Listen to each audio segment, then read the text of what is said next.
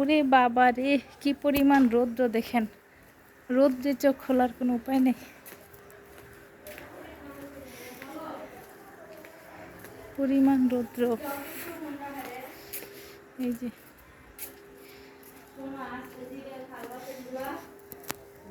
দই, এটা হলো একদম পাক্কা বাবুচি চিতই পিঠা। এটা আমি বানাইতে পারি না, আমি ব্যর্থ। মাশাআল্লাহ আলহামদুলিল্লাহ, সে অনেক সুন্দর করে বানাইছে।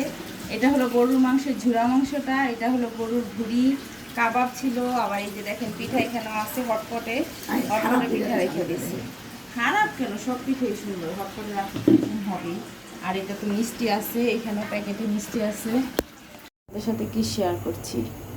সবাইকে শুভ সকাল, আসসালামু আলাইকুম। সবাই কেমন আছেন? দেখেন আল্লাহ তাআলা সবাইকে সব গুণ দিয়ে পৃথিবীতে বানায় না, সবাই সব গুণ হয় না।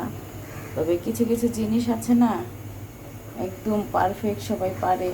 এই একটা জিনিস, এটা আসলে আমি কেন যেন আমার হাতে সবসময় হইতে চায় না, কখনো হয় আবার কখনো হইতেই চায় না। যাই হোক, আজকে কি বানাইতেছি দেখেন, পিঠাটা হোক তারপর আপনাদের সাথে শেয়ার করব।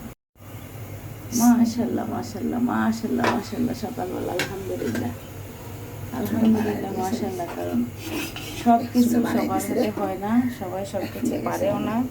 এই যে দেখেন চিতই পিঠা, ফুলানো যে পিঠা দেওয়ার স্পেশালিটি কি দেখেন।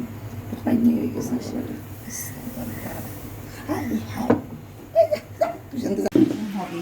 আর এটা তো মিষ্টি আছে, এখানেও প্যাকেটে মিষ্টি আছে, এখানে প্যাকেটে মিষ্টি আছে। যাই হোক সুন্দর। ডালটা বাইচা না নিলে ডাল থেকে সুন্দর একটা প্রাণ আসে না। লাস্ট এই বছরের কুরবানির মাংস এটাই লাস্ট, আর মাংস নাই, শেষ। এই মাংস বেশি দিন আর রাইখা খাওয়া যায় না। লাস্ট মাংস এটাই রান্না করে দিই। মাংস খিচুড়ি খাই নাই, খিচুড়িটা খাবো। সেদিনও চর্বি আছে, সব ফালাই সেদিন পোলার চলো দিছি, দিয়ে দিলাম। এটা দিয়ে নেব।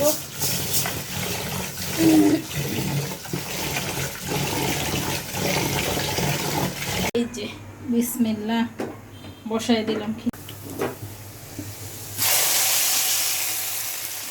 এটাই হলো খিচুড়ি।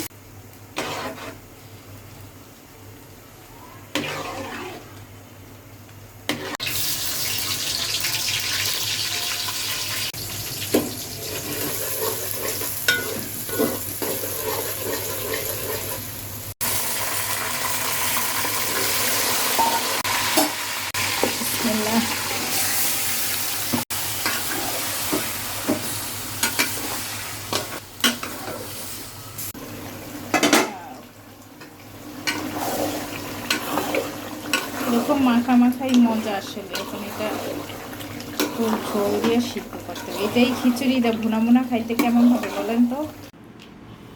ছবি তোর প্লেটটা সুন্দর করে।